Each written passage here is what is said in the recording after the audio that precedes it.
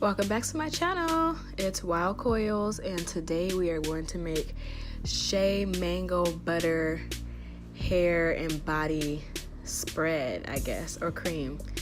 Here are all the oils that we're going to use, so get ready. So if you're new or you're coming back, hit that subscribe button and that bell.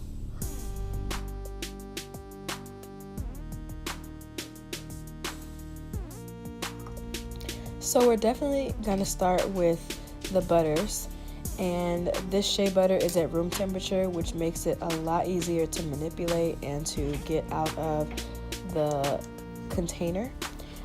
I made a mistake with the mango butter. I did not realize how hard mango butter could be, and so before you do this step, I really recommend you letting the mango butter melt down a little bit in some hot water so that it can be a lot softer and easy to maneuver.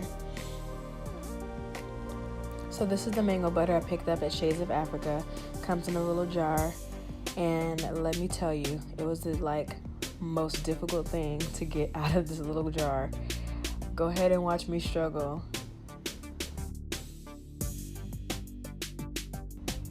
Like, sis, at this point I might as well should have just melted it down, paused the video, but no, I had to keep on going. So I continue to struggle with this instead of just melting it down.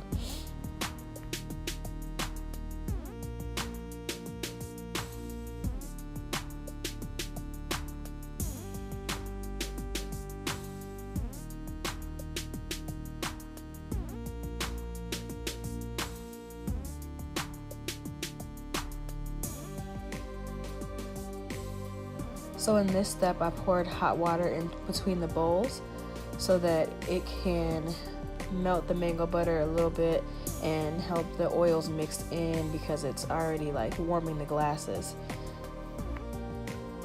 You can choose to let it sit for however long you want, just based on what your time looks like and how long you want the oil to be melting down. But I'm gonna already start with my oils. So I'm using a tablespoon for the Jamaican black castor oil. And this is not really measured a certain way. I just went off of what I thought would be good measurements and what oils I like better. And so now I'm gonna go in with the vitamin E oil with a little less than a tablespoon. Next, I have the avocado oil with about the same amount as the vitamin E oil, like a half a tablespoon.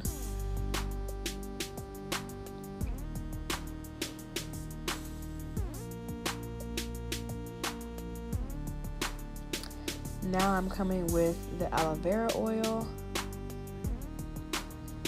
which I'm also going to use about a half a tablespoon of. Okay, a little more than half a tablespoon.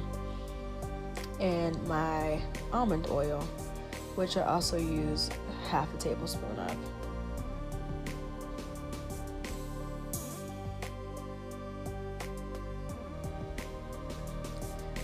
Lastly, I'm going to use my olive oil. This is my favorite oil for my hair. And I kind of over poured this because my hair really likes olive oil. So, and remember, all these oils, you can switch them up, you can use different, you can use more. This is not the be-all tell-all of making butters. And now to my favorite part, where we blend. Can you tell the excitement in my voice went up? So you're gonna blend this until you see little to no chunks, or just, what you can tolerate.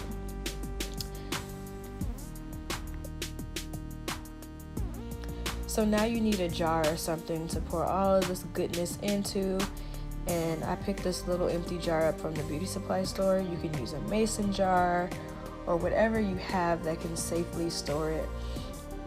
It does not need to be refrigerated, so just scoop it out and pour it in. Look at that consistency. It's like cake frosting.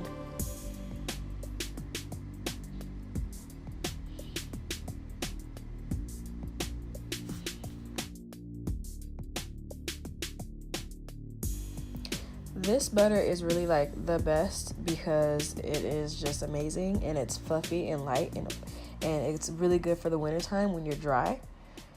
But yeah, I'm gushing. But anyways, you want to make sure you pour it up, and then when you get to a certain point, you want to just go ahead and tap those air bubbles out just like this, and then kind of just, get it down in there. That way you know that the top will fit. If not, you may have to get another container, which is fine. But this stuff will last you for some time. I use it on my hair, my body. My next plan is to see how it works on a twist out, because I usually put it when I'm just protecting my hair. So this is the final product, and I really hope you guys enjoyed this video. Please do not mind my nails because they are trash right now. Please definitely let me know in the comments below what you think about this butter. If you tried it, if you like it, I don't care, just comment. I want to hear from you guys.